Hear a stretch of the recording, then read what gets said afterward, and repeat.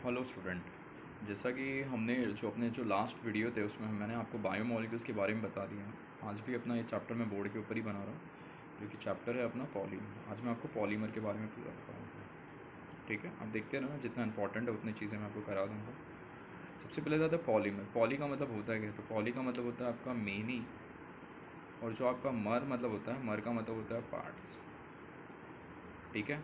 कहने का मतलब जो छोटे छोटे यूनिट से मिलके जो बनता है उस चीज़ को हम कहते हैं पॉलीमर्स कहते हैं। जो छोटे छोटे चीज़ों से मिलकर बनता है उस चीज़ को हम कहते हैं पॉलीमर्स कहते हैं। और पॉलीमर जो बनाता है, पॉलीमर जो चीज़ बनाता है उस चीज़ को हम मोनोमर कहते हैं, ठीक है।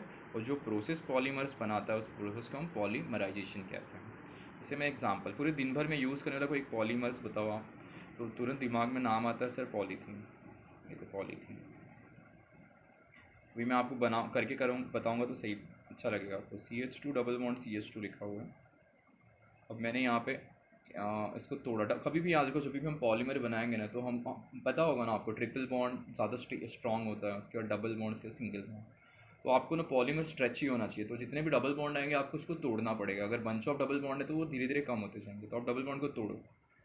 तो जैसे आप डबल बॉन्ड को तोड़ के लिखोगे, एक एच आप ऊपर डालो, एक एच आप नीचे डालो, एक एच आप यहाँ डाल दो, एक एच आप यहाँ डाल दो, एक बॉन्ड आप यहाँ, एक बॉन्ड यहाँ डाल दो और एक बॉन्ड यहाँ डाल दो। इसका एक प्रोसेस है, जिस प्रोसेस को हम कहेंगे पॉलीमराइजेशन कहेंगे। और बस कुछ करना नहीं, आपको कॉम्प्लेक्स ब्रैकेट डालना है। यहाँ पे आपको CH2 लिखना है, कॉम्प्लेक्स ब्रैकेट डाल के यहाँ पे CH2 क्लोज करना है, बेस में यहाँ पे एन डालना है। This is the formula of polythene.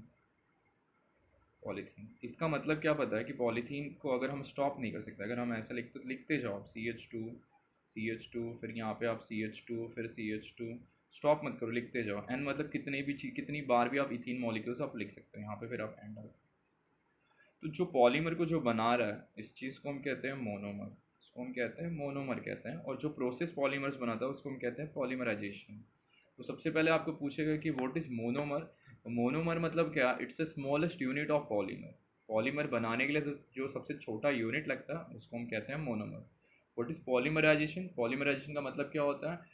Formation of polymer with the help of monomer, such process known as polymerisation.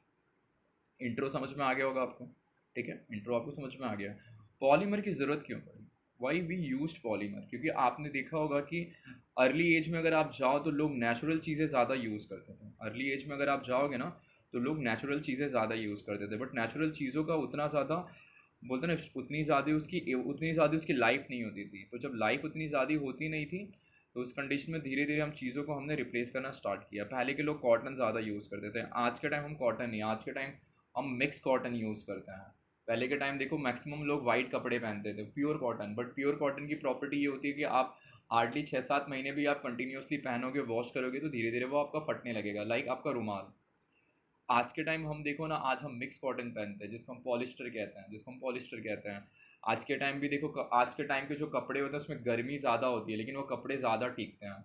मतलब धीरे धीरे हमने केमिकल को इन्वेंट करके उस मतलब जो नेचुरल चीज़ें थी उसमें हमने केमिकल ऐड करके उसकी स्ट्रेंथ को बढ़ा दिया, इस चैप्टर में है क्या पता है? पॉलीमर के पहले तो क्लासिफिकेशन है। तो क्लासिफिकेशन हम पॉलीमर के बारे में जब हम देखेंगे ना, ये आपको याद रखना पड़ेगा। क्लासिफिकेशन ऑफ पॉलीमर, इसमें टोटल क्लासिफिकेशन है। पहला है जो है पहला है वो आपके हिसाब से सोर्स है, सोर्स के हिसाब से क्लासिफिकेशन है। दूसरा है जो आपका स्ट्रक्चर के हिसाब से क्लासिफिकेशन है। तीसरा जो है आपके फोर्सेस के हिसाब से क्लासिफिकेशन है, मॉलिक्यूलर फोर्सेस के हिसाब से क्लासिफिकेशन है। और लास्ट है जो आपका प्रोसेस के हिसाब से क्लासिफिकेशन है। प्रोसेस के हिसाब से ये आपको क्लासिफिकेशन मिलेगा, ठीक है। मैं आपको वन बाई वन मैं आपको एक्सप्लेन करते जाता हूँ। तो हम पहला करते हैं सोर्स के हिसाब से, ठीक है। ये हटा देता हूँ मैं, सोर्सेज के हिसाब से करते हैं। तो सोर्सेज के हिसाब से अगर आप ध्यान दो ना, तो मैंने टोटल अपने 3 टाइप के अपने पास पॉलीमर्स होते हैं सोर्सेज के हिसाब से। अगर हम लोग बात करें, जैसे फर्स्ट जो होता है, जो कि होता है नेचुरल पॉलीमर। सेकेंड जो होता है जिसको हम कहते हैं semi synthetic polymer, semi synthetic polymer कहते हैं इसको। तीसरा जो होता है जिसको हम कहते हैं सिंथेटिक पॉलीमर कहते हैं, इसको हम कहते हैं सिंथेटिक पॉलीमर। नेचुरल पॉलीमर मतलब क्या? Polymers which is occurred by the natural sources. Semi synthetic polymer मतलब क्या? Polymers which is occurred by chemical treatment on natural polymer. Natural polymer के अंदर हम केमिकल ट्रीटमेंट करके उसके स्ट्रेंथ को बढ़ाते हैं, उसको हम कहते हैं semi synthetic polymer. Synthetic polymer मतलब क्या? It is also called man made polymer, a polymer which is awkward by the chemical process, polymers which is awkward by the chemical process. तो आपको करना कि आपको एग्जाम्पल याद रखना है। जैसे नेचुरल पॉलीमर में आप अगर देखो तो यहाँ पे आपको मिल जाएगा कॉटन, आपका एग्जाम्पल आप डाल सकते हो, कॉटन के साथ आप यहाँ पे जूट डाल सकते हो, ठीक है। सेमी सिंथेटिक की अगर हम लोग यहाँ पे बात करेंगे तो सेमी सिंथेटिक में आप यहाँ पे सिल्क डाल सकते हो, सिल्क डाल सकते हो आप यहाँ पे, सिल्क डाल सकते हो, वेलवेट डाल सकते हो, रेयॉन डाल सकते हो। और अगर हम सिंथेटिक की बात करें तो हम पीवीसी पॉलीविनाइल क्लोराइड के पाइप्स डाल सकते हैं, हम यहाँ पे पॉलीथीन डाल सकते हैं, पॉलीथीन डाल सकते हैं हम यहाँ पे, बहुत सारी चीज़ें, हम यहाँ पे नाइलॉन डाल सकते हैं, नाइलॉन के जो बड़े बड़े थ्रेड होते हैं, नाइलॉन 6 होता है, नाइलॉन 6,6 होता है, ये डाल सकते हैं हम वहाँ पे। तो समझ में आया, सोर्सेज के हिसाब से 3 क्लासिफिकेशन है, natural polymer, semi synthetic, synthetic. Natural polymer वो पॉलीमर है जो आपको नेचर देता है, जिसकी स्ट्रेंथ बहुत वीक होती है। सेमी सिंथेटिक वो पॉलीमर है जिसके अंदर, जिसमें हम नेचुरल पॉलीमर के अंदर केमिकल डाल के उसकी स्ट्रेंथ को बढ़ाते हैं, जिसकी स्ट्रेंथ थोड़ी अच्छी होती है। और सिंथेटिक पॉलीमर वो है जिसमें हम नेचुरल पॉलीमर्स को यूज़ नहीं करते, हम डायरेक्ट केमिकल से पॉलीमर्स बनाते हैं, ठीक है। एग्जाम्पल्स आप याद रखो, एग्जाम्पल आपको पूछेगा वो, ठीक है। चलो ये हटा दिया मैंने। अब हमको करना है सेकंड टाइप में, आपको बता देता हूँ, मैं इसको रफ कर देता हूँ। चैप्टर बहुत इजी है, चैप्टर बहुत इजी है आपका, इसमें ज़्यादा कुछ ये नहीं है। ये सब आप पढ़ना, आपको इसमें से ना कैसे एंट्रेंस में से आपको इसमें से ज़्यादा चीज़ें पूछते हैं, ठीक है। अब ये तो ए वाला क्लासिफिकेशन हो गया, अब हम तुरंत आते हैं हमारे बी वाले क्लासिफिकेशन के ऊपर। तो जो बी वाला जो classification on the basis of structure है, अब स्ट्रक्चर के हिसाब से टोटल 3 क्लासिफिकेशन। एक पॉलीमर है आपका लीनियर पॉलीमर होता है, एक पॉलीमर आता है आपका ब्रांच्ड पॉलीमर आता है, और एक पॉलीमर आता है जिसको हम क्रॉस लिंकिंग पॉलीमर कहते हैं, या तो नेटवर्क पॉलीमर कहते हैं। इसको नेटवर्क भी आप बोल सकते हो, या तो आप इसको क्रॉस लिंक बता दो, या तो आप इसको क्रॉस लिंक्ड पॉलीमर बता दो, ये भी बोल सकते हैं। अब जैसे लीनियर पॉलीमर तो नाम से ही पता चल रहा है एक लीनियर स्ट्रक्चर है, लीनियर पॉलीमर एक नाम से ही पता चल रहा है जिसका लीनियर स्ट्रक्चर है, जिसके एन टाइम्स ऑफ, अगर मैंने लिखा CH2, मैंने यहाँ पे डबल बॉन्ड डाला, मैंने यहाँ पे CH लिखा और यहाँ पे मैंने Cl डाल दिया, this is the formula of PVC, this is the formula of polyvinyl chloride, इसको विनाइल क्लोराइड कहते हैं। This is the formula of vinyl chloride. आपको तुरंत करना है कि आपको एरो बनाना है, एरो के बाद आपको यहाँ पे पॉलीमराइजेशन लिखना है। मैंने आपको बताया ना, आपको बॉन्ड तोड़ना है बीच में का, जैसे बॉन्ड तोड़ोगे स्क्वायर ब्रैकेट डालना है, स्क्वायर ब्रैकेट डालने के बाद आपको यहाँ पे CH2, फिर यहाँ पे CH, फिर यहाँ पे Cl, तो यहाँ से ख़त्म करके यहाँ पे आपको एन डाल देना है, यहाँ पे आपको एन डाल देना है। तो this is the formula of linear polymer, a polymer which is form without any axis of branching, a polymer which is form without any axis of branching. आप बोलोगे सर ब्रांच में क्लोरीन है, carbon का branch होना चाहिए, carbon का आपका branch होना चाहिए। अब ब्रांच्ड पॉलीमर का मतलब क्या हो रहा है कि जैसे N लिखा हुआ है, मैंने आपको लिखना है CH3, फिर मैंने लिखा है CH, फिर यहाँ पे डबल बॉन्ड, फिर यहाँ पे CH2। फिर याद रखना, फिर मैं अगर पॉलीमराइजेशन की अगर मैं बात करता हूँ, फिर अगर मैं पॉलीमराइजेशन की अगर बात करता हूँ, तो जो भी आपका जो कनेक्शन लाइन जो है ना, ये जो लाइन है वो आपकी डबल बॉन्डेड कार्बन से ही होना चाहिए। अगर आप इससे कनेक्शन करते हो, मतलब अगर आप ऐसे कर देते हो कि मतलब यहाँ पे अगर आप CH3 करते हो, ऐसा करते हो, वो बॉन्ड तोड़ते हो आप, और यहाँ पे आप CH2 लिखते हो और इसको क्लोज मारते हो, तो इस कार्बन को 3 बॉन्ड हो गया, इस कार्बन को 3 बॉन्ड है, इस कार्बन को 5 बॉन्ड है। तो कभी भी कनेक्शन जो होगा ना स्क्वायर ब्रैकेट से जो चिपका हुआ रहेगा वो डबल बॉन्डेड कार्बन ही होगा। तो तुरंत उस कंडीशन में क्या हो जाएगा कि ये जो आपका CH3 है ना, यहाँ से हट जाएगा। जैसे ही यहाँ से हटेगा तो वो CH3 जाएगा कहाँ पे, तो वो CH3 तुरंत ऊपर आ जाएगा और ये यहाँ से आके कनेक्ट हो जाएगा। This the formula of polypropene कहते हैं इसको, इसको कहते हैं पॉलीप्रोपीन। अब देखो ना, एक मेन चेन में 2 कार्बन है और ये एक आपका हो गया ब्रांच हो गया, मतलब a polymer which is form by one main chain with the smallest branching. Linear polymer का मतलब क्या? Polymer which is form without any excess of branching. Branched polymer का मतलब polymers which are form by with one main chain with the smallest branching, एक main chain के साथ smallest आपको branching मिलेगा। नेटवर्क पॉलीमर मतलब क्या? ये थोड़ा कॉम्प्लिक, अब देखो ना, पॉलीमर के 2 ही एंड है ना, 2 ही एंड है, हम दोनों एंड से ही बढ़ा सकते हैं। अब नेटवर्क का मतलब होता है क्या? उसका मल्टीपल एंड होता है। नेटवर्क पॉलीमर जो होता है उसका वो मल्टीपल एंड होता है। मल्टीपल एंड होने का मतलब क्या? एक एग्जांपल होता है अपना मेलामाइन का एग्जांपल है, तो मैं आपको मेलामाइन करके बताऊंगा, तो उससे आपको अच्छी तरीके से क्लियर हो जाएगा कि नेटवर्क पॉलीमर होता क्या है, वो कैसे हो जाएगा। देखो, जैसे मैंने यहाँ पे बेंजीन बनाना है, ठीक है, बेंजीन बना दिया, और बेंजीन के हर एक यहाँ पे नाइट्रोजन डाल दो, यहाँ पे आप नाइट्रोजन डाल दो, मतलब बेंजीन नहीं है, कार्बन को निकाल के मैंने नाइट्रोजन डाल दिया, बीच में मैंने यहाँ पे सर्कल डाल दिया, और सर्कल डालने के बाद यहाँ पे मेरा NH2 हो गया, यहाँ NH2 हो गया, ये भी यहाँ पे भी एच कर दिया, यहाँ एच कर दिया, ये मेलामाइन है, यहाँ पे भी वही किया, यहाँ पे एक N कर दिया, यहाँ पे NH2 मैं डायरेक्ट लिख दे रहा हूँ, N टाइम्स ऑफ ये ले लिया। अब इसको मुझे रिएक्शन कराना है N टाइम्स ऑफ फॉर्मल्डिहाइड के साथ, इसको मुझे N टाइम्स ऑफ फॉर्मल्डिहाइड के साथ रिएक्शन करवाना है। तो जैसे मैं इसको रिएक्शन करवाऊँगा तो यहाँ से होगा क्या पता है, देखो ये जो हाइड्रोजन है ना, सब जगह का हाइड्रोजन इसके पास आके कनेक्ट होगा, तो ये किस में कन्वर्ट होगा, OH में। जैसे OH में कन्वर्ट होगा तो एक बॉन्ड टूटेगा और ये जो पार्ट है ना वो तुरंत इधर आके कनेक्ट होगा, इधर कनेक्ट होगा, इधर कनेक्ट होगा और इधर कनेक्ट होगा, सब जगह से एक एक एच निकलेगा। तो जैसे ही निकलेगा तो देखो फॉर्मूला कुछ ऐसा आ जाएगा।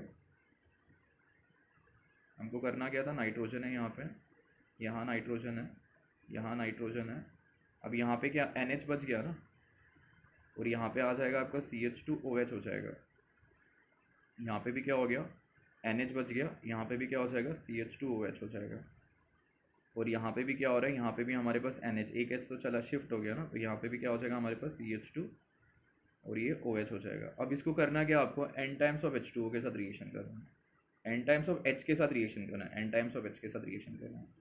तो जैसे ही N टाइम्स ऑफ H के साथ रिएक्शन करेगा तो देखो ना यहाँ का OH और ये क्या बाहर जा रहा है H2O, यहाँ से भी H2O और यहाँ से भी H2O, सब जगह से H2O बाहर निकल गया। तो जैसे ही H2O सब जगह से बाहर निकल गया तो बचेगा क्या, सिर्फ CH2 बचेगा ना, तो हमको फिर से वैसे ही लिखना है। देखो यहाँ पे N था, यहाँ नाइट्रोजन था, यहाँ नाइट्रोजन था, ये बीच में सर्कल था, यहाँ बोलो क्या मिल गया, NH के साथ क्या मिल गया CH2, यहाँ पे भी क्या मिल गया NH के साथ, यहाँ पे भी क्या मिल गया अपने को CH2, और यहाँ पे भी क्या मिल गया अपने को NH के साथ, यहाँ पे भी अपने को क्या मिल गया CH2, सब जगह से H2O बाहर गया। तो देखो ना कार्बन को तीन तीन बॉन्ड, सब CH2 हो रहा है, कार्बन को तीन तीन बॉन्ड है, तो आपको बस ये चीज़ ऐसे करनी है, लाइन खींचना है, यहाँ पे भी आपको ऐसे लाइन खींचना है, उसको नेटवर्क कहते हैं, और यहाँ से आपका जो N टाइम्स ऑफ H2O यहाँ से बाहर निकल जाएगा।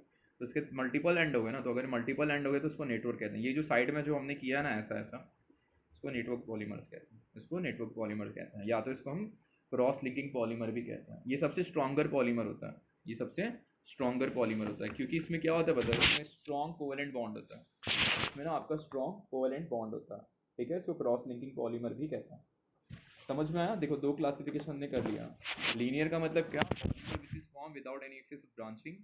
ब्रांच्ड पॉलीमर का मतलब क्या, polymer which form with one main chain with the smallest branching. Network polymer का मतलब क्या, network polymer are the polymers which having the strong covalent bond, which having the strong covalent bond, ठीक है, और वो कोवेलेंट बॉन्ड के अंदर उसके मल्टीपल एंड हो सकते हैं, उसके मल्टीपल अपने एंड दिखाई दे सकते हैं वहाँ पर, ठीक है, इसको हम क्रॉस लिंकिंग पॉलीमर भी कहते हैं। या मेलामाइन आपको पूछता है, इसको मेलामाइन कहते हैं, इसका पॉलीमर निकल गया था उसको भी हम मेलामाइन कहते हैं। इसको इथीन कहते हैं, इसके पॉलीमर्स को हम पॉलीथीन कहते हैं, इसको प्रोपीन कहते हैं, इसको पॉलीप्रोपीन कहते हैं, बट मेलामाइन में नहीं, मेलामाइन में इसको भी मेलामाइन कहते हैं, एंड प्रोडक्ट को भी हम मेलामाइन ही कहते हैं।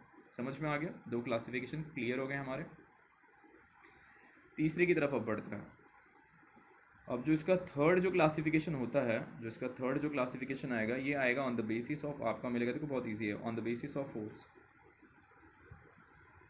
मॉलिकुलर फोर्स के हिसाब से बोलते हैं। तो मॉलिकुलर फोर्स के हिसाब से भी टोटल 4 क्लासिफिकेशन है। तो पहला जो क्लासिफिकेशन है वो है आपका, मैं वो सब एक एक लाइन से आपको बताते चलता हूँ।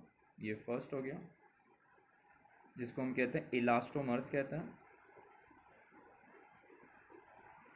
सेकंड जो होता है जिसको हम कहते हैं फाइबर कहते हैं, फाइबरस पॉलीमर जिसको हम फाइबर कहते हैं। थर्ड जो आता है जिसको हम थर्मोसेटिंग कहते हैं, थर्मोसेटिंग कहते हैं। और फोर्थ जो आता है जिसको हम थर्मोप्लास्टिक कहते हैं, जिसको हम थर्मोप्लास्टिक कहते हैं,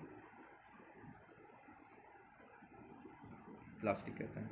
अब इलास्टोमर का मतलब क्या, इलास्टोमर का मतलब देखो नाम से ही पता चल रहा है, इलास्टोमर्स का मतलब क्या, polymer which having the elastic property, polymer which having the elastic property, मतलब कहने का मतलब क्या, when the force is applied on the body, body क्या होगा, दबेगा, लेकिन जैसे ही फोर्स को रिमूव करेंगे बॉडी अपने ओरिजिनल शेप एंड साइज में आ जाएगा। उस पॉलीमर को हम कहते हैं इलास्टोमर्स, उस पॉलीमर को हम कहते हैं इलास्टोमर्स। याद रखना, ऐसा पॉलीमर जिसमें इलास्टिक प्रॉपर्टी होती है उस चीज़ को हम कहते हैं इलास्टोमर्स, ठीक है।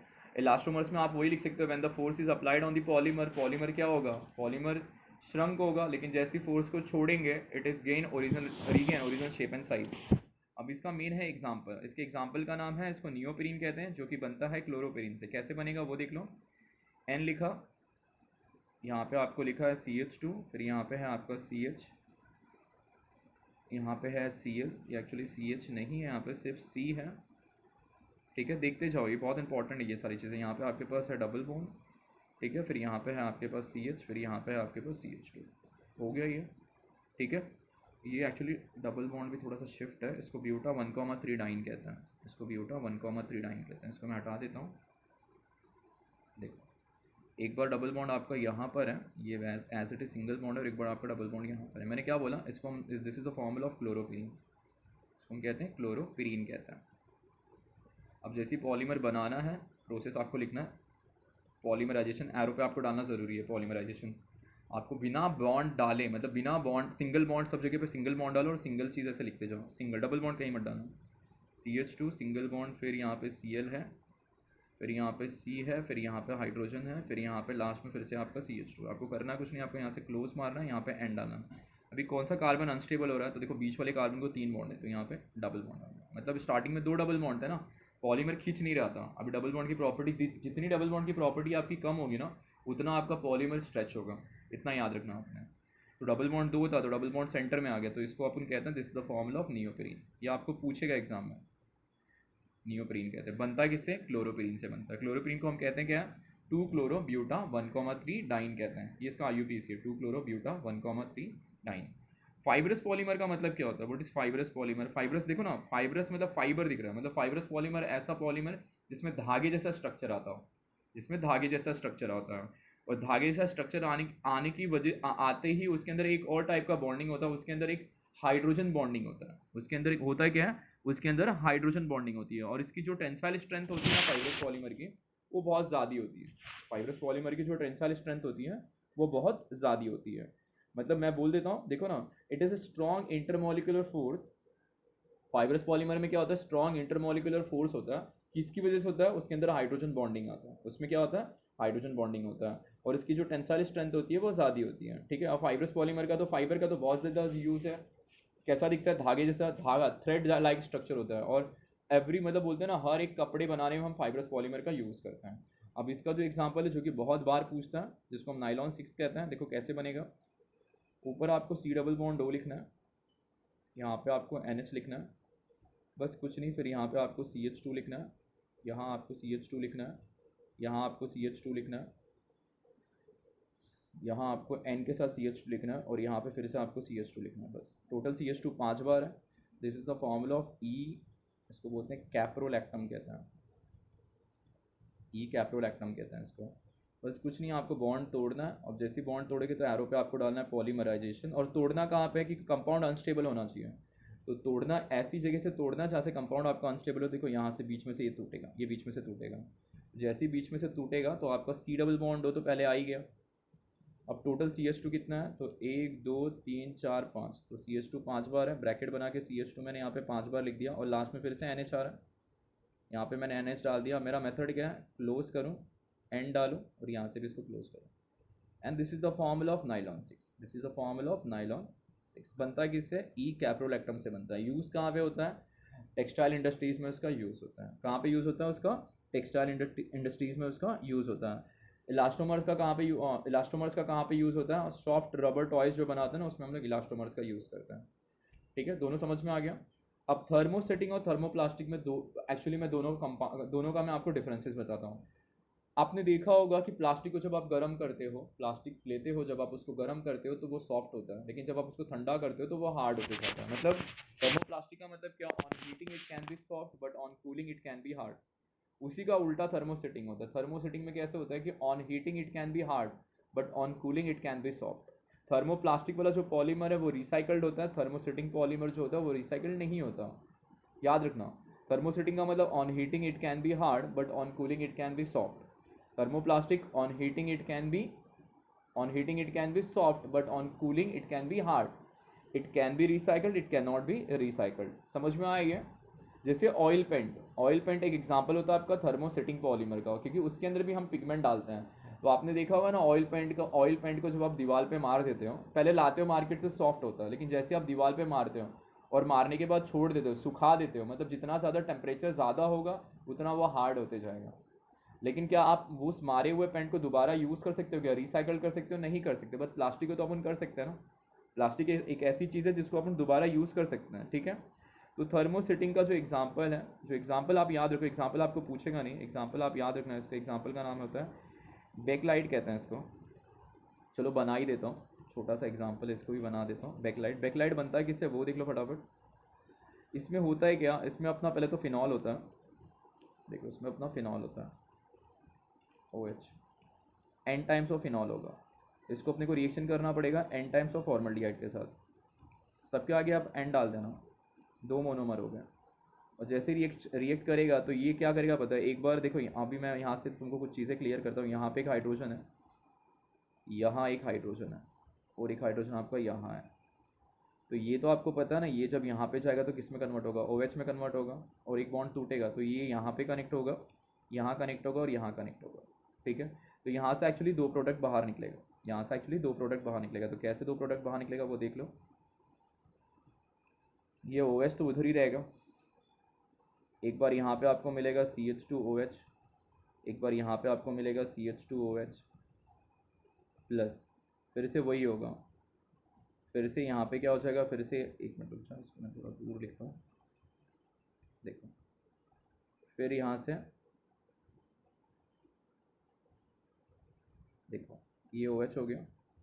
एक बार यहाँ पे आपको मिलेगा CH2OH, और एक बार यहाँ पे आपको मिलेगा CH2OH मिलेगा, OH मिलेगा। ये भी एन टाइम्स मिलेगा, ये भी एन टाइम्स मिलेगा, ये एन टाइम्स मिलेगा। फिर ये दोनों जो फॉर्म है ना, दोनों जो फॉर्म है वो आपस में कनेक्ट हो जाएंगे, दोनों जो फॉर्म है ना वो आपस में कनेक्ट होंगे। कनेक्ट होने के बाद ना आप टेक्स्ट बुक में देखोगे तो आपको एक स्पाइडर जैसा स्ट्रक्चर दिखाई देगा, एक स्पाइडर जैसा स्ट्रक्चर दिखाई देगा। तो उसी चीज़ को हम कहते हैं बैकलाइट कहते हैं, उसी चीज़ को हम कहते हैं बैकलाइट कहते हैं।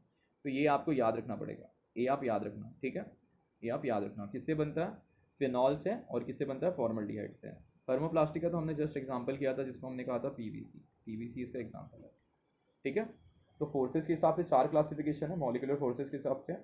इलास्टोमर्स है, इलास्टिक प्रॉपर्टी शो करता है। फाइब्रस पॉलीमर है, कैसे होता है, फाइब्रस पॉलीमर में क्या होता है, एक टफ पॉलीमर बोल सकते हैं जिसका धागे जैसा स्ट्रक्चर होता है। वो टफ स्ट्रॉन्ग इंटरमोलिकुलर फोर्स क्यों होता है, बिकॉज उसके अंदर हाइड्रोजन बॉन्डिंग आ रही है, दिख रही है ना यहाँ पे आपको हाइड्रोजन बॉन्डिंग दिखेगा, this is called my hydrogen bonding. इसके एग्जाम्पल का नाम नियोप्रीन है जो बनता है क्लोरोप्रीन से। इसके एग्जाम्पल का नाम नाइलॉन 6 है जो बनता है हमारा ई कैप्रोलैक्टम से। इसका यूज़ रबर टॉयज़ बनाने में यूज़ होता है, इसका जो यूज़ होता है टेक्सटाइल इंडस्ट्रीज़ में यूज़ होता है। फिर थर्मोसेटिंग, थर्मोप्लास्टिक का मैंने आपको कंपैरिजन करके बता दिया। On heating it can be क्या रहेगा, on heating it can be hard but on cooling it can be soft. On heating it can be soft but on cooling it can be hard. It can recycled, it can not be recycled. Example का नाम है backlight जो कि paint बनाने में use होता है, इसके एग्जाम्पल का नाम है पीवीसी।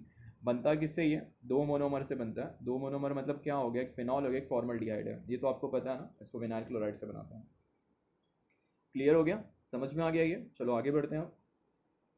चौथा जो पार्ट है इसका, मतलब चौथा जो क्लासिफिकेशन है वो देख लो अभी। फोर्थ जो classification on the basis of process है, प्रोसेस के हिसाब से भी ये क्लासिफाइड होता है। अब प्रोसेस के हिसाब से एक्चुअली दो पार्ट में क्लासिफाइड होता है। एक पॉलीमर होता है जिसको हम कहते हैं एडिशन पॉलीमराइजेशन, और एक जो पॉलीमर होता है जिसको हम कहते हैं कंडेंसेशन पॉलीमराइजेशन। एक होता है अपना एडिशन पॉलीमराइजेशन और एक होता है आपका कंडेंसेशन पॉलीमराइजेशन होता है। ये दो चीज़ें आप याद रखना है। एडिशन पॉलीमराइजेशन और कंडेंसेशन में ज़्यादा डिफरेंस नहीं है, मैं आपको बता देता हूँ। एडिशन मतलब क्या होता है, जो सिंगल मोनोमर से बनता है। एडिशन पॉलीमराइजेशन वो पॉलीमर जो सिंगल मोनोमर के यूज से बनता है, और कंडेंसेशन पॉलीमराइजेशन वो पॉलीमर जो मल्टीपल मोनोमर से बनता है। अभी हमने किया ना, बहुत सारे पॉलीमर ऐसे भी थे जो सिंगल मोनोमर से बन रहता है, बहुत सारे पॉलीमर ऐसे भी थे जो कि दो मोनोमर से बन रहता है। अगर एक ही मोनोमर से अगर बनेगा तो उसको एडिशन कहते हैं, अगर एक से ज़्यादा मोनोमर से बनेगा तो उसको कंडेंसेशन कहते हैं। कंडेंसेशन में ना वाटर नहीं तो आपका अल्कोहल बाहर निकलता है, वाटर नहीं तो फिर आपका अल्कोहल वहाँ से बाहर निकलेगा। तो मैं एक एक एग्जांपल आपको करके बताता हूँ। जैसे एडिशन का एग्जांपल जो बहुत बाहर पूछता है आपको, ऑर्लॉन और टेफ्लॉन है, तो मैं दोनों आपको करके बताता हूँ। जैसे एग्जांपल है अपना CH2 लिखा है, पहले तो एन डालना है आपको यहाँ पे, फिर यहाँ पे डबल बॉन्ड डाला है, फिर यहाँ पे CH है और फिर यहाँ पे CN है। This is the formula of vinyl chloride, this is the form vinyl cyanide, this is the formula of vinyl cyanide. अब करना कुछ नहीं, आपको बस एरो बनाना है, एरो पे आपको लिखना है पॉलीमराइजेशन, और मैंने आपको बताया ना बॉन्ड ब्रेक कर देना है, और बॉन्ड ब्रेक करके स्क्वायर ब्रैकेट डालना है डबल बॉन्ड के साथ। आपको यहाँ पे लिखना है CH2, ये हो जाएगा सिंगल CH, और फिर यहाँ पे आ गया CN, ब्रैकेट यहाँ से क्लोज, और बेस में ये है। This is the formula of Orlon, ये फॉर्मूला हो गया ऑर्लॉन का।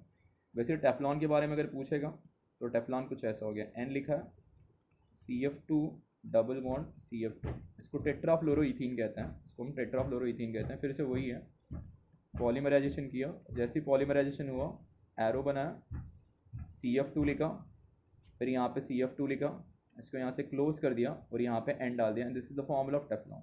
ये फॉर्मूला हो गया अपना टेफ्लॉन। दिख रहा है दोनों एक एक मोनोमर से बन रहा है। एडिशन का मतलब वो होता है कि ऐसा पॉलीमर जो सिंगल मोनोमर से बने। कंडेंसेशन का मतलब होता है कि ऐसा पॉलीमर जो दो मोनोमर से बने। अभी तक हमने कौन से रिएक्शन किए हैं? मेलामाइन में भी दो मोनोमर यूज हो रहा था, लास्ट में हमने बेकलाइट किया, उसमें भी दो मोनोमर यूज हो रहा था। तो जो दो मोनोमर से बनता है उसको कहते हैं कंडेंसेशन, पॉलीमराइजेशन कहते हैं। समझ में आ रही है? उसका भी एग्जांपल मैं आपको यहाँ पे करके, एक्चुअली मैंने ऑलरेडी वहाँ पे कर लिया है, मैंने ऑलरेडी वहाँ पे कर लिया है। तो भी एक एग्जांपल में दूसरा एग्जांपल आपको बता देता हूँ। देखो दूसरा एग्जांपल हम लोग कर लेते हैं यहाँ पे।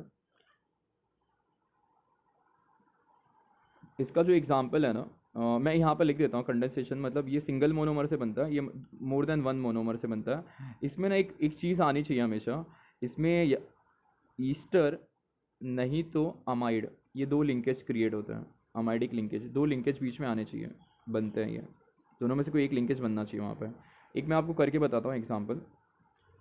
एक नाइलॉन 6 हमने कर लिया था ना, एक हमारे पास है नाइलॉन 6,6, नाइलॉन 6,6। देखो बनेगा कैसे, देखो फटाफट। इसमें क्या होता है कि हेक्सामिथिलीन डाइअमाइन है, वो एडिपिक एसिड के साथ रिएक्शन करता है।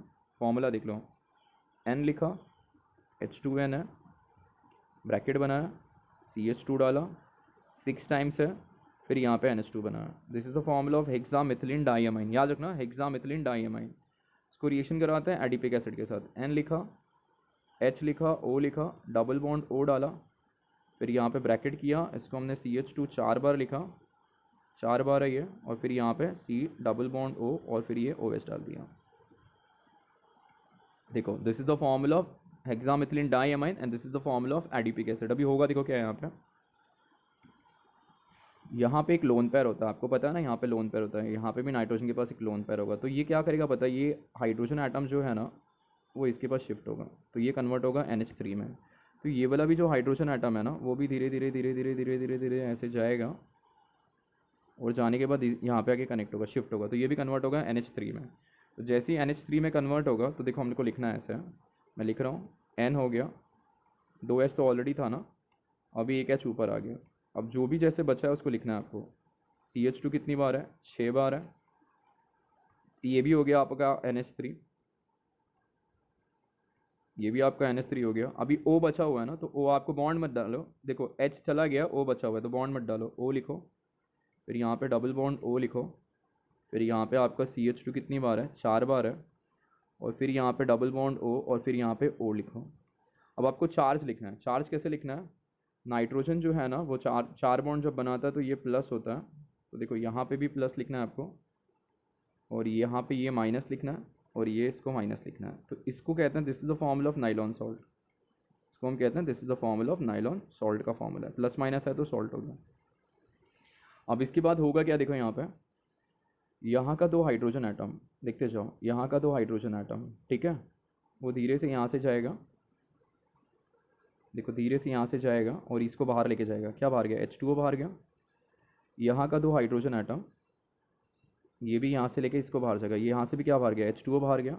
जैसे ही H2O बाहर जाएगा तो वो कनेक्ट हो जाएगा। अब देखो यहाँ से मैं निकाल देता हूँ, यहाँ मैं डाल देता हूँ minus of N times of आपका H2O बाहर निकल, बताया ना मैंने आपको, कंडेंसेशन में H2O आपका बाहर निकलेगा। तो बचा क्या? NH बच गया, ठीक है, देखते जाओ। फिर यहाँ पे CH2 कितनी बार है? 6 बार है। उधर क्या? उधर भी NH बच गया, उधर से भी 2H बाहर गया। अब ये N और ये जो कार्बन है वो लिंक हो जाएगा, डबल बॉन्ड हो गया। फिर वहाँ पे क्या है?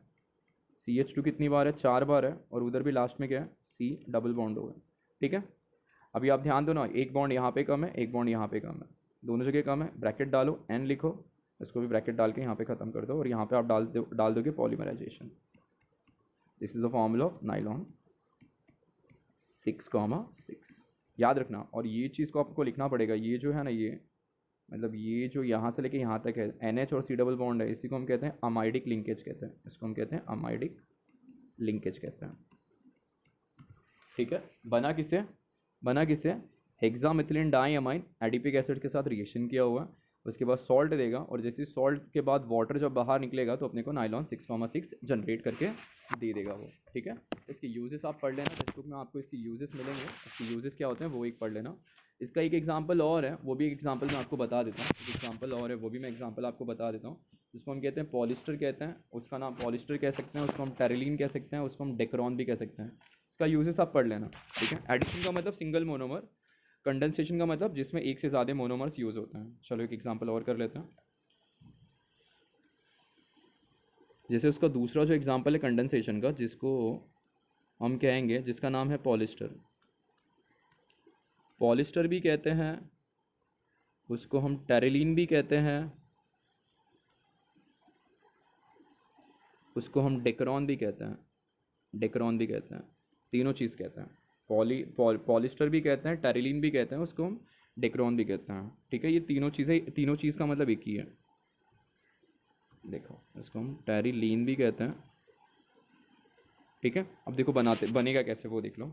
अब इसमें दो अलग अलग मोनोमर यूज़ होगा, एक है आपका ग्लाइकॉल है और एक है आपका डीएमटी। एक है आपका ग्लाइकॉल और एक है आपका डीएमटी। ग्लाइकॉल का फॉर्मूला कैसे होगा देखते जाओ, एन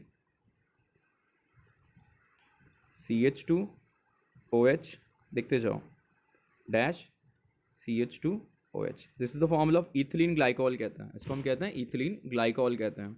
अब ये रिएक्शन करेगा आपको डीएमटी के साथ, NCH3-O dash C double bond O, और फिर यहाँ पे बेंजीन है, बेंजीन को हटा के आप C6H4 डाल सकते हो। फिर यहाँ पे फिर से dash C double bond O dash O और डैश CH3। ये इथिलीन ग्लाइकोल है और इसको बोलते हैं डीएमटी, या तो डाइमिथाइल टर्फिथैलेट कहते हैं इसको। मैं नाम नहीं लिख रहा हूँ, मैं बोल रहा हूँ, इसलिए आप नाम याद रखना, आपको नाम लिखना पड़ेगा वहाँ पे। अब होगा क्या यहाँ पे, अब यहाँ से होगा क्या, देखो ये देखो क्या बाहर निकल रहा है, मिथाइल अल्कोहल बाहर निकला, एन लिखा है, तो मैं कितनी बार भी इसको यूज़ करता हूँ, जब यहाँ से मिथाइल अल्कोहल बाहर निकलेगा तो यही चीज़ ना यहाँ से भी जाएगा, यहाँ से भी मिथाइल अल्कोहल बाहर निकलेगा। ठीक है, दोनों जगह से मिथाइल अल्कोहल बाहर निकल गया। जैसे ही बाहर निकलेगा तो एक बार ये यहाँ पे आके कनेक्ट होगा, और एक बार यही जो कंपाउंड है वो धीरे से जाएगा यहाँ पे और इसके साथ आके कनेक्ट हो जाएगा। मतलब बाहर जो निकल रहा है, पहले उसको मैं लिख देता हूँ यहाँ से, बाहर क्या निकल रहा है, minus of n times of क्या बाहर निकला है, CH3OH, N times of CH3OH। अब ये कनेक्शन करवाते हैं। अभी कनेक्शन कैसे हो रहा है, CH2OH, एक OH तो बचा हुआ है, डैश CH2। अब ये CH2 और ये O के साथ कनेक्शन हो रहा है, O, फिर यहाँ पे क्या है डबल बॉन्ड O, फिर यहाँ पे क्या है C6H4 है, फिर उधर क्या है डबल बॉन्ड O, और वहाँ पे भी क्या है O, और उधर भी क्या कनेक्शन होगा CH2, फिर यहाँ पे CH2OH के साथ इधर भी कनेक्शन जनरेट हो गया। समझ में आ गया, इतना समझ में आ गया। अब उसके बाद कुछ नहीं, उसके बाद यहीं से जब हम यहाँ पे इसको हीट करते हैं, यहीं से जब इसको यहाँ से हम लोग हीट करते हैं, तो जो ग्लाइकॉल हमने डाला था वो ग्लाइकॉल बाहर निकलेगा। कैसे बाहर निकलेगा देखते जाओ फटाफट। यहाँ का पूरा ये पूरा ग्रुप इस OH को लेके बाहर निकल जाएगा, इस OH को लेके यहाँ से धीरे से यहाँ पे कनेक्ट होकर बाहर निकल जाएगा। अब जैसे ही बाहर निकल गया, ठीक है, जो बाहर निकल गया वो क्या बाहर निकला अपना, मैं लिख देता हूँ एरो पे, बाहर निकल रहा है अपना CH2OH, जो ग्लाइकॉल डाला था वो ग्लाइकॉल यहाँ से बाहर निकल गया। दिख रहा है ना, ऑलरेडी एक OH उधर था, ये वाला भी OH उसको चिपका के बाहर निकाल दिया। अब जो बचा है उसको लिखो, क्या बचा है CH2 बोलते जाओ फटाफट, O, आगे C डबल बॉन्ड O, या तो बेंजीन बनाओ नहीं तो आप C6H4 लिखो, C double bond O dash O, एक बॉन्ड यहाँ पे क्लोज मारो, एक बॉन्ड यहाँ पे, इसको भी यहाँ से क्लोज मारो और यहाँ पे एन डाल दो। This is the formula of polyester, या तो टेरिलीन नहीं तो फिर डेक्रॉन कहते हैं इसको। और ये जो चीज़ है ना, ये जो चीज़ है इसको आप हाईलाइट कर सकते हो, दिस इज द ईस्टरी लिंकेज, इसको हम कहते हैं ईस्टरी लिंकेज कहते हैं, ईस्टर लिंकेज कहते हैं। ठीक है, इसके भी आप यूजेस टेक्स्ट बुक से पढ़ लेना, इसके भी यूजेस आप टेक्स्ट बुक से पढ़ लेना। तो ये है ना, दोनों एग्जाम्पल जो था ना, वो दोनों एग्जाम्पल कंडेंसेशन का था। क्योंकि कंडेंसेशन का क्यों था, क्योंकि इसमें दो मोनोमर यूज़ हो रहा था ना, एक इथिलीन ग्लाइकॉल था, एक डीएमटी था। उसमें स्टार्टिंग में वाटर बाहर निकल रहा था, इसमें स्टार्टिंग में क्या बाहर निकल रहा है, अल्कोहल बाहर निकल रहा था। उसमें अमाइड लिंकेज आ रहा था, इसमें ईस्टर लिंकेज आ रहा है। ठीक है, समझ में आ गया ये। तो ये पॉलीमर की यहाँ पे मतलब पॉलीमर के क्लासिफिकेशन की कहानी यहाँ पे ख़त्म। पॉलीमर का जो क्लासिफिकेशन था ना, उसका कहानी यहाँ पे ख़त्म हो गया। ठीक है, आप सबकी यूजेस पढ़ लेना, सबकी यूजेस आप टेक्स्ट बुक से अच्छे से पढ़ लेना। चलो ये हटा रहा हूँ मैं अब।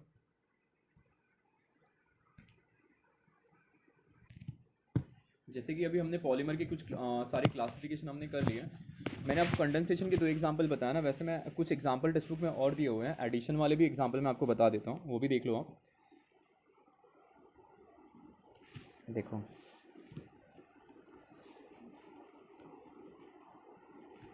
एडिशन जो है ना, जिसके मेजर 2 चीज़ हैं एडिशन पॉलीमराइजेशन के अंदर ना, 2 मेन चीज़ हैं जो कि आपको देखना पड़ेगा। एक जो आता है ना जिसको हम कहते हैं, एक जो पॉलीमर होता है जिसको हम कहते हैं low density polymer. Low density polymer मतलब LDPE कहते हैं, जिसको कहते हैं लो डेंसिटी पॉलीमर होता है। और एक जो होता है ना जिसको हम कहते हैं हाई डेंसिटी पॉलीमर। सेकंड जो होता है अपना हाई डेंसिटी पॉलीमर। इसके यूजेस आपको पढ़ने पड़ेंगे, इसके यूजेस आप एक बार टेक्स्ट बुक से पढ़ लेना। टफेस्ट पॉलीमर होता है ये, सॉफ्ट पॉलीमर होता है। अब लो डेंसिटी पॉलीमर का मतलब क्या होता है पता है कि इसमें कैसे होता है कि जो इथिन मॉलिक्यूल है उसको हम लोग हीट करते हैं। इसमें क्या होता है कि इथिन मॉलिक्यूल्स को हम लोग हीट करते हैं 200 to 300 डिग्री सेंटीग्रेड पे, उसको हीट करते हैं 1000 ATM प्रेशर पे। ठीक है। अब जैसे मैं रिएक्शन आपको करके बता देता हूँ। और इसमें कैसे होता है ना कि प्राइमरी और सेकेंडरी फ्री रेडिकल जनरेट होता है। इसमें प्राइमरी और सेकेंडरी फ्री रेडिकल जनरेट होते हैं। कैसे, अभी देखो। रैंडमली कोई भी एक मॉलिक्यूल्स मैंने उठा, यहाँ से यहाँ पे उठा दिया। मैं इसका रिएक्शन आपको समझा देता हूँ। देखो ऑलरेडी मैंने एक पॉलीमर लिया हुआ है। पॉलीमर है मेरा वो CH2 है, फिर यहाँ पे मुझे दे रहा है फिर CH2 है, फिर यहाँ पे CH दे रहा है, यहाँ पे एक रेडिकल जनरेट है, फिर यहाँ पे फिर से CH2 दे रहा है, फिर यहाँ पे ये यहाँ पे फिर CH2 दे रहा है, और ये यहाँ पे क्लोज कर दिया है और ये एंड डाल दिया है। अभी आप देखो तो ये ऑलरेडी ये स्टेबल है, ये बस ये वाला कार्बन स्टेबल नहीं है। अब इसको मुझे रिएक्शन कराना है इथीन के साथ। N times of ethene, CH2 double bond, फिर यहाँ पे CH2 है। अब मैं खाली ये जो CH2 है ना इसको मैं ओपन कर देता हूँ। ये CH2 को मैं यहाँ पे ओपन करके लिखता हूँ तो आपको अच्छे से समझेगा। देखो देखो ये ऐसे कर दिया। ठीक है। एक इलेक्ट्रॉन्स यहाँ पे पड़ा हुआ है, एक इलेक्ट्रॉन्स आपका यहाँ है, एक इलेक्ट्रॉन्स यहाँ पड़ा हुआ है, एक इलेक्ट्रॉन्स यहाँ है। ये जो है इसको सेकेंडरी फ्री रेडिकल कहते हैं। लो डेंसिटी में देखो बस यही होता है। जब इसको हम इथीन के साथ हीट करते हैं, वो भी किसी टेम्परेचर क्या है 200 degree Celsius to 300 degree Celsius पे जब हम इसको हीट करते हैं, और जिसमें 1000 आपका ATM प्रेशर होता है। 1000 आपका ATM प्रेशर होता है। तो होता है क्या पता है, यहाँ पे देखते जाओ अब आपको समझेगा। ये जो है ना, ये एक इलेक्ट्रॉन के साथ हाइड्रोजन यहाँ से बाहर जाएगा और वो हाइड्रोजन धीरे से जाके यहाँ पे आके कनेक्ट हो जाएगा, यहाँ पे आके कनेक्ट हो जाएगा। तो जैसे ही वो कनेक्ट होगा, जैसे ही वो कनेक्ट होगा, तो कनेक्ट होने के बाद फॉर्मूला अपना कैसे जनरेट होगा। जैसे ये कनेक्ट हो रहा है, कनेक्ट देखो 2 कंडीशन है कनेक्ट होने के बाद। जैसी 2 कंडीशन है कनेक्ट होने के बाद, जैसे ये यहाँ पे आके कनेक्ट हो रहा है तो ये किस में कन्वर्ट होगा CH2 में। या तो ये एक कंडीशन है, या तो ये एक सिचुएशन है, नहीं तो एक सिचुएशन एक और है, जो वो वाली सिचुएशन भी मैं आपको बता देता हूँ। इसको हटा देता हूँ यहाँ से, इसको भी यहाँ से हटा देता हूँ। देखो दोनों सिचुएशन में, एक पहला सिचुएशन मैंने आपको यहाँ पे बता दिया। देखो यहाँ पे हाइड्रोजन एटम था, यहाँ पे भी एक हाइड्रोजन है और यहाँ पे भी अपना एक हाइड्रोजन है। देखो ये इलेक्ट्रॉन्स यहाँ पर है, ये इलेक्ट्रॉन्स यहाँ पर है और ये इलेक्ट्रॉन्स यहाँ पर है। दूसरा सिचुएशन क्या है, दूसरा सिचुएशन या तो मैं यहाँ, ये देखो या तो मैं यहाँ से बाहर निकाल सकता हूँ। कंडीशन मेरा क्या है, या तो मैं यहाँ से बाहर निकाल सकता हूँ या तो मैं यहाँ से बाहर निकाल सकता हूँ। तो दूसरा जो मेरा स्टेप्स दे रहा है, दूसरा जो मेरा स्टेप्स आ रहा है, उसमें मैं क्या करूँगा पता है। ये जो रेडिकल है ना, ये जो रेडिकल यहाँ पे दे रहा है, मैं यहाँ से एक हाइड्रोजन को उड़ा देता हूँ। ये वाला हाइड्रोजन को मैं यहाँ से बाहर निकालता हूँ। तो जैसे मैं ये वाले हाइड्रोजन को यहाँ से बाहर निकालूंगा, ध्यान देते रहना, थोड़ा सा इसमें चेंजेस लग रहा है। अब कौन से बॉन्ड को हमको तोड़ना है, ये वाले हाइड्रोजन को हम वहीं पे रखते हैं, ये वाले हाइड्रोजन को हम लोग वहीं पे रखते हैं। देखो ये भी एक सिचुएशन तो सेम ही हो जाएगा, दोनों जगह का हाइड्रोजन उठाऊंगा तो दोनों सेम ही हो जाएगा। अब यहाँ पे ये चीज़ नहीं उठाता हूँ, मैं क्या करता हूँ, देखो यहाँ पे इलेक्ट्रॉन्स है, यहाँ इलेक्ट्रॉन्स है, यहाँ इलेक्ट्रॉन्स है और यहाँ इलेक्ट्रॉन्स है। अब मैं ये वाले बॉन्ड को तोड़ता हूँ, ये वाले बॉन्ड को। जैसे ही मैं ये वाले बॉन्ड को तोड़ूंगा तो ये जो इलेक्ट्रॉन है ना, वो तुरंत इसके पास जाएगा और इसके साथ आके बॉन्ड बनाएगा, ये वाला इलेक्ट्रॉन, सिंगल इलेक्ट्रॉन्स। और ये जो इलेक्ट्रॉन है ना, वो कार्बन के पास यहाँ पे शिफ्ट हो जाएगा, कार्बन के पास यहाँ पे शिफ्ट होगा। फॉर्मूला बोलो फटाफट क्या आ जाएगा। CH2 वैसे ही रहेगा, CH2 आपका वैसे ही रहेगा। फिर यहाँ पे आपका क्या था, CH, वहाँ पे एक इलेक्ट्रॉन था, इधर का भी एक इलेक्ट्रॉन ऊपर आ रहा है। तो जैसे इलेक्ट्रॉन ऊपर आया तो ये बॉन्ड बना लेगा, और जैसे ही वो बॉन्ड बनाएगा तो आगे तो पता है आपको क्या हो जाएगा, CH2। फिर यहाँ पे क्या है, यहाँ पे बोलो फटाफट, यहाँ पे क्या है CH2। एक इलेक्ट्रॉन तो यहाँ पे भी चला गया ना, एक इलेक्ट्रॉन आपका यहाँ पे भी चला गया। तो जैसे ही एक इलेक्ट्रॉन आपका यहाँ पे, बाकी जो जैसा है उसको आप वैसे ही लिखो, बाकी जो जैसा है उसको आप वैसे ही लिखो। तो कैसे लिखोगे उसको, देखो यहाँ पे क्या था CH2, यहाँ पे क्या है आपका CH2, इसको यहाँ से क्लोज मारो, यहाँ पे आप एन डालो, इसको भी यहाँ से क्लोज मारो, ख़त्म कर दो।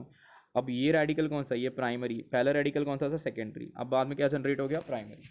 तो यही कहता है कि मतलब कोई भी पॉलीमर है जब हम उसको ईथीन के साथ रिएक्शन करवाते हैं तो वो अपना रेडिकल का पोजीशन चेंज करता है। जैसे पहले सेकेंडरी रेडिकल था, बाद में प्राइमरी, वो सेकेंडरी प्राइमरी में कैसे कन्वर्ट हुआ, जो आपके बीच का जो ये बॉन्ड था, जो बीच का आपका जो बॉन्ड था वो बॉन्ड शिफ्ट हुआ है, बॉन्ड टूटा है, उसका एक इलेक्ट्रॉन यहाँ पे चला गया, उसका एक इलेक्ट्रॉन जाके उसके साथ बॉन्ड बना रहा है। अब ये चीज़ आपको याद रखना पड़ेगा कि जो आपका लो डेंसिटी पॉलीमर है उसका यूज़ क्या क्या है। लो डेंसिटी पॉलीमर से हम लोग क्या क्या बना सकते हैं, तो लो डेंसिटी पॉलीमर कैसे होता है ना, थोड़ा लो डेंसिटी जो पॉलीमर है ना वो एज अ इंसुलेशन आप लोग यूज़ करते हैं। जैसे जो भी हमारे वायर्स घर में केबल्स यूज़ करते हैं उसमें इंसुलेशन का काम करा सकते हैं, इससे हम बैग्स बना सकते हैं, इससे हम सॉफ्ट टॉयज़ बना सकते हैं। ये सारी चीज़ें इसकी बहुत सारे इसके मैकेनिकल, इसके बहुत सारे चीज़ों में हम लोग इसको यूज़ कर सकते हैं, ठीक है। अब बात करते हैं हाई डेंसिटी पॉलीमर का। हाई डेंसिटी पॉलीमर नाम से ही पता चल रहा है पॉलीमर बहुत ज़्यादा टफ है। हाई डेंसिटी पॉलीमर नाम से ही पता चल रहा है हाई डेंसिटी पॉलीमर बहुत ज़्यादा टफ होता है। वो बनता कैसे है, तो वो उसमें भी ऐसे ही होता है, मतलब उसमें भी हम जब भी बनाते हैं, जैसे किसी को रिएक्शन कर ईथीन के साथ जब हम उसको रिएक्शन करते हैं तो एरो पे आपका एक कंडीशन आता है, एरो पे आपका एक कंडीशन आता है, कंडीशन इसमें याद रखना पड़ेगा आपको। हाई डेंस जैसे इसके एरो पे क्या था, टेम्परेचर था 200 से 300 डिग्री सेंटीग्रेड था। हाई डेंसिटी पॉलीमर है ना, हाई डेंसिटी पॉलीमर में कैसे होता है, इसका एरो आप याद रखना पड़ेगा। इसमें कैटालिस्ट यूज़ करते हैं जो कि कैटालिस्ट का नाम है जिगलर नाटा कहते हैं इसको, जिगलर नाटा कैटालिस्ट यूज़ करते हैं। अब जिगलर नाटा कैटालिस्ट का फॉर्मूला क्या है, तो इसका फॉर्मूला है आपका TiCl4 प्लस C2H5 और यहाँ पे आपको मिल जाएगा थ्राइस और ये Al। अब बोलेगा इसका अगर नाम आप पढ़ो तो इसको हम कहते हैं, ये मेरा है टाइटेनियम क्लोराइड है, दिख रहा है ना, ये टाइटेनियम क्लोराइड है, और ये है मेरा ट्राई इथाइल एल्यूमिनियम, इसको हम कहते हैं ट्राई इथाइल एल्यूमिनियम। ये जिगलर नाटा कैटालिस्ट है, यही हम हाई डेंसिटी पॉलीमर में यूज़ करते हैं। मतलब जब भी हम किसी इथिन के साथ रिएक्शन करते हैं एरो पे अगर ये कैटालिस्ट डालते हैं तो हमारा हाई डेंसिटी पॉलीमर जनरेट होता है। इससे हम क्या क्या बना सकते हैं, इसकी मेल्टिंग बॉइलिंग पॉइंट बहुत ज़्यादा होती है एज़ कम्पेयर टू दिस। इससे हम लोग बकेट बनाते हैं, बहुत ज़्यादा हार्ड मटेरियल जो होते हैं ना, हार्ड चीज़ें, ड्रम्स बनाते हैं, पाइप्स बनाते हैं, वो सारी चीज़ें हम हाई डेंसिटी पॉलीमर से बनाते हैं, ठीक है। याद रखना लो डेंसिटी में कैसे होता है ना कि फ्री रेडिकल शिफ्ट होता है, फ्री रेडिकल फॉर्म होता है। जैसे सेकेंडरी फ्री रेडिकल है तो वो प्राइमरी फॉर्म करेगा, टर्शरी है तो वो सेकेंडरी फॉर्म करेगा। उसका टेम्परेचर होता है 200 से 300 डिग्री और 1000 ATM होता है। वैसे ही हाई डेंसिटी पॉलीमर है उसमें भी इथिन रिएक्शन करता है, but in the presence of Ziggler NATA. Ziggler नाटा का फॉर्म नाम क्या है, टाइटेनियम क्लोराइड, उसके साथ क्या आएगा, ट्राईथाइल एल्यूमिनियम, ठीक है। तो ये खत्म हो गया अपना पॉलीमर का सिस्टम पूरा। अब हम रबर की बात करें, इसमें एक टॉपिक और है, रबर है। अब रबर की बात करते हैं, इसको हटाता हूँ।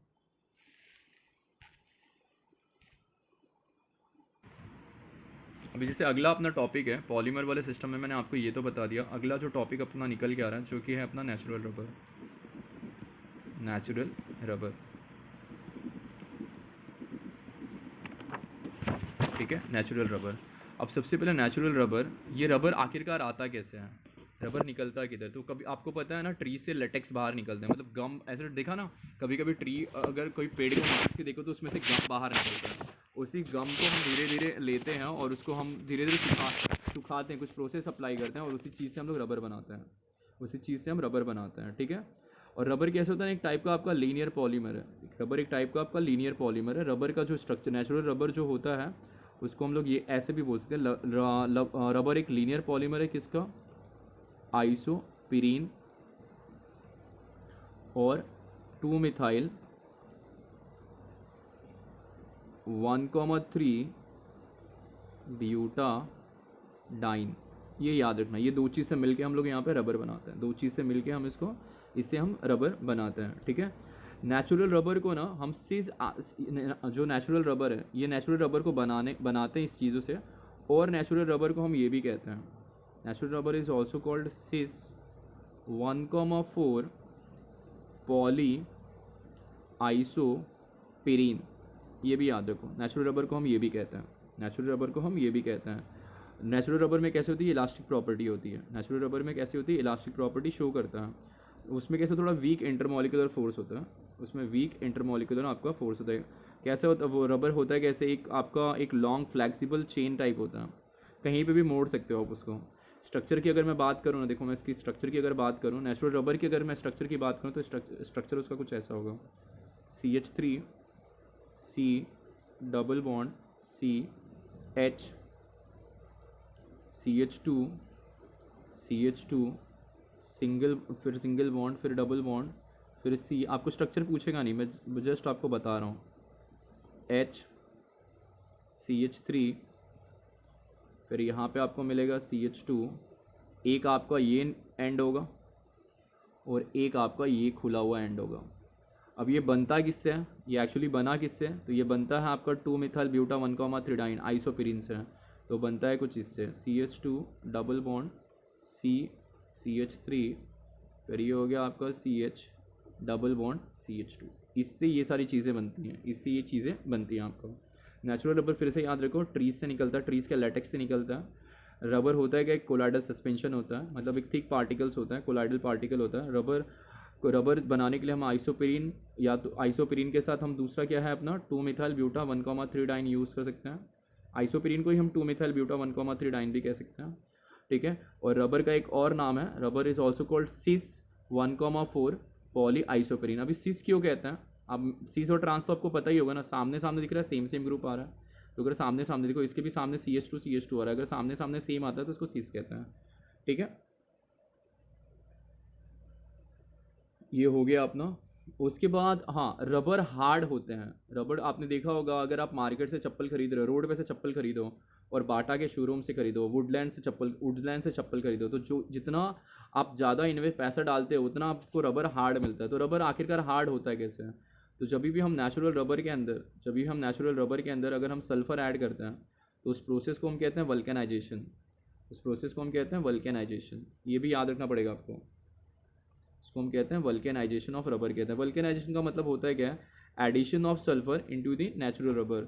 और ऐड क्यों करते हैं, उसकी स्ट्रेंथ को बढ़ाने के लिए। आपको भी मैंने पहले स्टार्टिंग में बता दिया था, जो भी नेचुरल चीज़ें हैं उसकी स्ट्रेंथ बहुत वीक होती है, उसकी स्ट्रेंथ को बढ़ाने के लिए हम हमेशा केमिकल ऐड करते हैं। तो वैसे ही सल्फर ऐड करके रबर की स्ट्रेंथ को बढ़ाते हैं, उस प्रोसेस को हम कहते हैं वल्केनाइजेशन। अब अलग अलग चीज़ है आपका, अलग अलग आपका चीज़ है। अगर आप नेचुरल रबर में अगर आप 3 to 5% अगर सल्फ़र ऐड करते हो, 3 to 5% अगर आप सल्फ़र ऐड कर रहे हो, तो इस चीज़ से आप बहुत सारी इस चीज़ से आप क्या बना सकते हो, 3 to 5% अगर आप सल्फ़र यूज़ कर रहे हो तो इससे आप सॉफ्ट रबर टॉयज़ बना सकते हो, छोटे छोटे साइकिल्स के आप टायर बना सकते हो।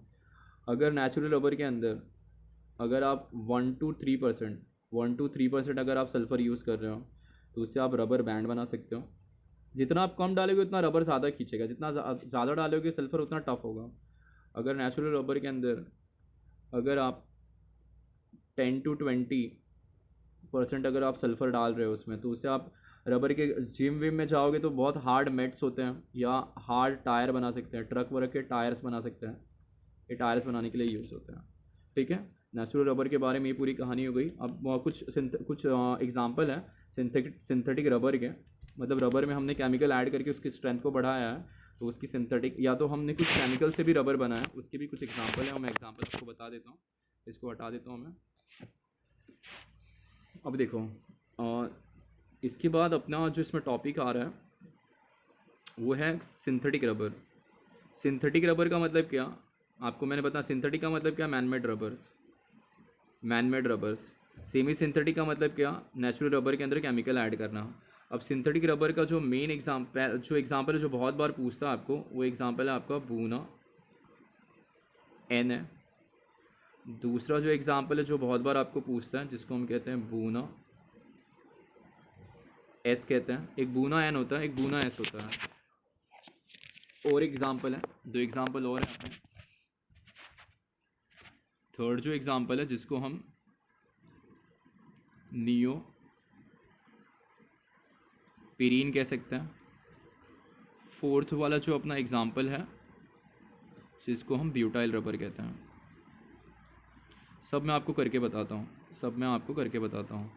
जैसे बूना एस है, तो बूना एस आखिरकार बनता है किससे, तो कभी भी याद रखो बूना एस बनाने के लिए ना, बूना एन पहले लिखते हैं। बूना एन बनाने के लिए ना आपको एक तो विनाइल साइनाइड होना चाहिए, उसके साथ आपको ब्यूटा 1,3 डाइन कॉमन है, ब्यूटा 1,3 डाइन कॉमन है। तो आप देखो कैसे करोगे, एन लिखा, CH2 है, डबल बॉन्ड है, CH है, फिर CH है, डबल बॉन्ड है, फिर यहाँ पे CH2 है। This is the formula of buta 1,3 diene. अब इसको आप ट्रीट करोगे n टाइम्स ऑफ CH2 है, डबल बॉन्ड है, फिर CH है और फिर यहाँ पे CN है। इसको या तो विनाइल साइनाइड बोलो या तो फिर इसको एक्रिलोनाइट्राइल बोलो, या तो विनाइल साइनाइड बोलो नहीं तो फिर एक्रिलोनाइट्राइल बोलो। अब स्ट्रेट चेन में कितने कार्बन है उसको साथ में लिख दो बिना डबल बॉन्ड के। स्ट्रेट चेन में 1 2 3 4 5 6, लाइन से 6 कार्बन आप लिखो। CH2 CH फिर CH फिर CH2 फिर CH2 और लास्ट में क्या है CH और यहाँ पे क्या है CN। ब्रैकेट यहाँ से क्लोज करो और यहाँ पे आप N डाल दो। अब कौन सा कार्बन अनस्टेबल हो रहा है? अनस्टेबल वाला कार्बन देखो यही है जिसके एक बॉन्ड कम थे। तो डबल बॉन्ड कितने थे? एक डबल बॉन्ड, दो डबल बॉन्ड, तीन। अब डबल बॉन्ड कितना हो गया? एक आ गया। तो this is the formula of Buna N, this is the formula of Buna N. ठीक है, या समझ में आई है? करना कुछ नहीं आपको। This is the formula buta 1,3 and this is the formula vinyl cyanide, नहीं तो फिर एक्रिलोनाइट्राइल। लाइन से स्ट्रेट कार्बन जितने हैं उतने लिखो बिना डबल बॉन्ड डाले हुए। एक कार्बन आपको अनस्टेबल मिलेगा ही मिलेगा, जैसे ही अनस्टेबल मिला उसके साथ आप डबल बॉन्ड डाल दो। अब इसके बाद बूना एस की बात करते हैं। अब बूना एस में भी सेम होता है। बूना एस में कैसा होता है? एक स्टारीन होता है। देखो बेंजीन बना, बेंजीन के ऊपर आपके पास पड़ा है CH, फिर यहाँ है आपके पास डबल बॉन्ड, फिर ये है आपका CH2। This is the formula of styrene. अब इसको रिएक्शन कराना है, वही है, N है, CH2 है, डबल बॉन्ड है, फिर यहाँ पे CH है, फिर यहाँ पे CH है, फिर यहाँ डबल बॉन्ड है, फिर यहाँ पे CH2 है। यहाँ डाल देना आप पॉलीमराइजेशन, छोड़ना मत, नहीं तो मार्क्स मिलेगा नहीं। फिर यहाँ पे भी आप डाल दो पॉलीमराइजेशन। अब स्ट्रेट में कितने कार्बन है काउंट कर लो। स्ट्रेट में 1 2 3 4 5 6, बस कॉम्प्लेक्स ब्रैकेट बनाओ, जैसा है वैसे लिखो। पहला CH है, उसके साथ बेंजीन आ रहा है, डबल बॉन्ड डालना मत खाली। फिर CH2 है, फिर CH2 है, फिर CH है, फिर CH है और फिर CH2 है। क्लोज करो, यहाँ पे एंड डालो। देखो एक कार्बन अनस्टेबल हो गया। वो कार्बन कौन सा है? अपना ये। अभी डबल बॉन्ड इधर आ गया, अभी डबल बॉन्ड अपना इधर आ गया। तो this is the formula of Buna S. दोनों में फ़र्क क्या है? इसमें दोनों के मोनोमर सेम थे, इसमें खाली विनाइल साइनाइड है और इसमें स्टायरीन है, इसको स्टायरीन कहते हैं। अब नियोपेरीन, नियोपेरीन वाला पार्ट हमने ऑलरेडी कर लिया ना। मैंने एग्जांपल आपको इलास्टोमर्स के टाइम बता दिया था। नियोपेरीन वाला एग्जांपल मैंने ऑलरेडी कर लिया, तो मैं बता नहीं रहा हूँ यहाँ पे, आप देख लेना। इलास्टोमर्स वाला एग्जांपल को नियोपेरीन कहते हैं। अभी मेन है ब्यूटाइल रबर। ब्यूटाइल रबर में कैसे होता है? ब्यूटाइल रबर के लिए भी हमारे पास दो मोनोमर है, एक आइसोब्यूटीन है और उसके साथ एक आइसोपेरीन है। एक आइसोब्यूटीन है और उसके साथ एक आइसोपेरीन है। अभी रबर बनाने के लिए हमने यूज़ किया था ना आइसोपेरीन। देखो CH2 डबल बॉन्ड CH3, ऊपर आ गया आपका CH3, इसको आइसोब्यूटीन कहते हैं। Plus N CH2 double bond CH3, फिर यहाँ पे फिर Ca डबल बॉन्ड CH2 हो गया। प्रोसेस डालो कौन सा? पॉलीमराइजेशन। याद रखना इसको आइसोब्यूटीन कहते हैं, इसको आइसोपेरीन कहते हैं। लॉन्गेशन में कार्बन, एक कार्बन, दो कार्बन, तीन कार्बन, चार कार्बन, पाँच कार्बन, छः। लाइन से 6 कार्बन लिखो। CH2 सिंगल बॉन्ड, सब पे सिंगल, डबल कहीं मत डालना। CH3 फिर CH2, फिर सिंगल बॉन्ड, फिर यहाँ पे CH3, फिर यहाँ पे अगेन CH, फिर यहाँ पे CH2। बस अपना मेथड याद है ना आपको। क्लोज करो, एंड डालो, क्लोज करो। कौन सा कार्बन अनस्टेबल हो रहा है चेक कर लो। अनस्टेबल वाला कार्बन कौन सा? देखो यही कार्बन अपना शायद अनस्टेबल है, डबल बॉन्ड आ गया, खत्म। तो ये रबर की कहानी भी अपनी यहाँ पे खत्म हो गई। रबर वाला कॉन्सेप्ट तो भी अपना खत्म हो गया। रबर क्या होता है? एक नेचुरल पॉलीमर होता है, कहाँ से निकलता है? ट्री से निकलता है एज अ लैटेक्स फॉर्म में। उसको कोलाइडल सस्पेंशन भी कहते हैं। रबर को हम क्या कहते हैं? रबर का हमने बताया था ना, रबर बनाने के लिए हम आइसोपेरीन यूज़ करते हैं। आइसोपेरीन यूज़ करते हैं। आइसोपेरीन मतलब देखो, this is the formula of isoprene, this is the formula of isoprene. ठीक है। और रबर के बारे में मैंने आपको बताया, रबर टफ क्यों होता है, उस प्रोसेस को हम वुल्केनाइजेशन कहते हैं। कितने % आप सल्फर डालोगे तो आप उससे क्या क्या बना सकते हो, वो भी चीज़ें मैंने आपको बता दी वहाँ पर। लास्ट टॉपिक है अपना पॉलीमर का, लास्ट टॉपिक है, मतलब पॉलीमर जहाँ पे एंड होता है। यहाँ सारी चीज़ें तो हमने बना दी। अब पॉलीमर ख़त्म होता है, उसमें भी क्लासिफिकेशन है। तो दो टाइप के पॉलीमर्स हैं, on the basis of degradation. On the basis of degradation, degradation का मतलब क्या होता है? ख़त्म होना।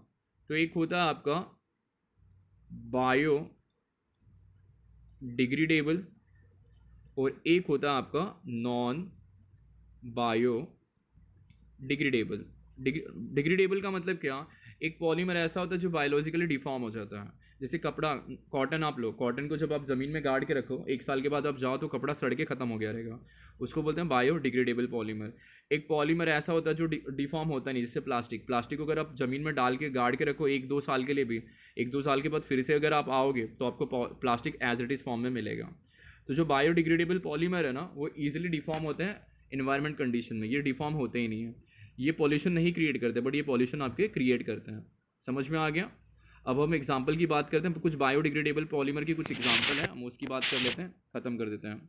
अब इसके कुछ एग्जाम्पल हैं, इसके एग्जाम्पल नहीं है, इसके तो एग्जाम्पल पता है ना आपको, प्लास्टिक है, पीवीसी है, वो सारे एग्जाम्पल इसके हैं। अब बायोडिग्रेडेबल की कुछ एग्जाम्पल हैं, जो इसका पहला जो एग्जाम्पल है, जो कि बहुत बारी पूछा है, जिसको हम कहते हैं PHBV। इसका बहुत गंदा सा नाम है, जिसको हम कहते हैं पॉलीहाइड्रोक्सी ब्यूटेरेट को बीटा हाइड्रोक्सी वैलरेट। पॉलीहाइड्रोक्सी ब्यूटेरेट को बीटा हाइड्रोक्सी वैलरेट कहते हैं। अब ये बनता किससे है? देखो अभी बनता है किससे?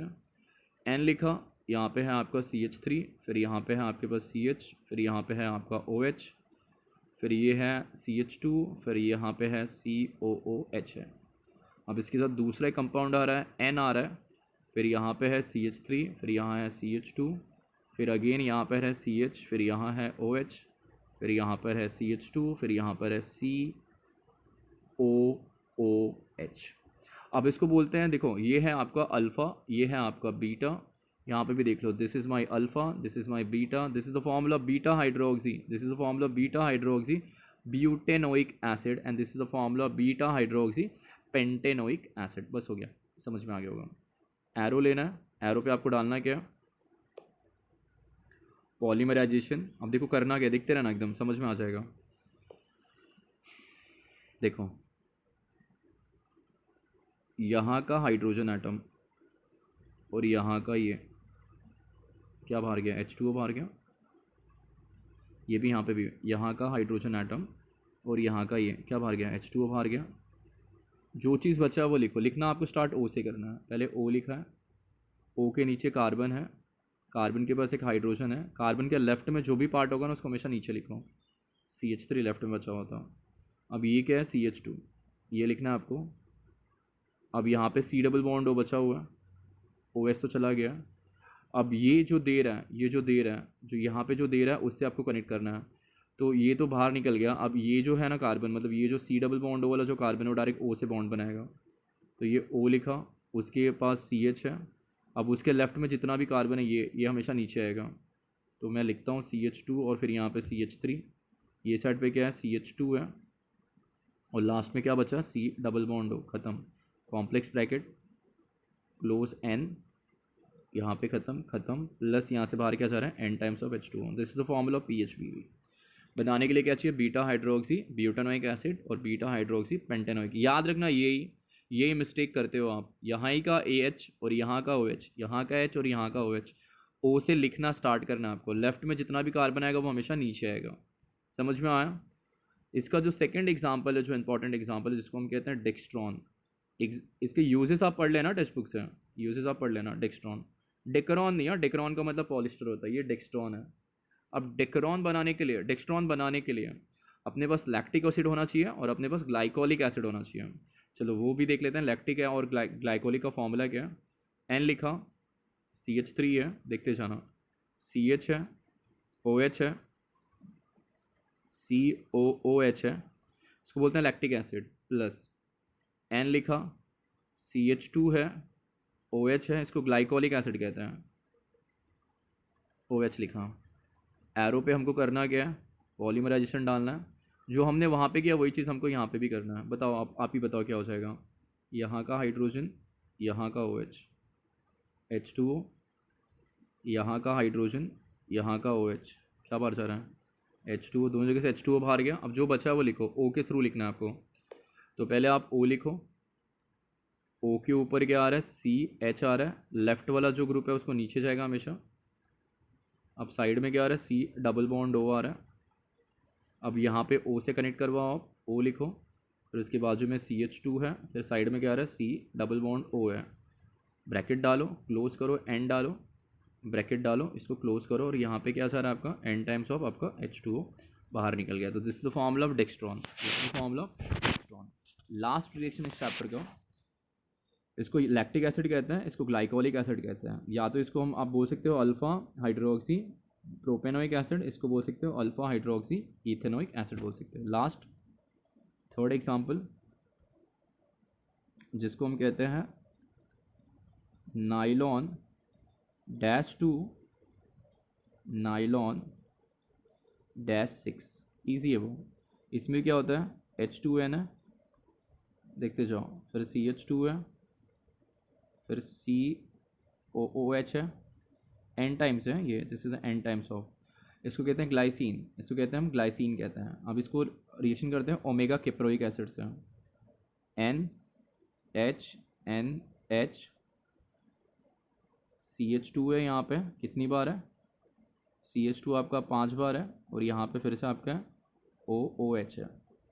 देखो इसको कहते हैं हम लोग ओमेगा कैप्रोइक एसिड, इसको हम कहते हैं glycine, this is the glycine and this is omega caproic acid. अब खाली थोड़ा मैं इसको एक्सपांड करता हूँ, H को ऐसे नहीं लिखता हूँ,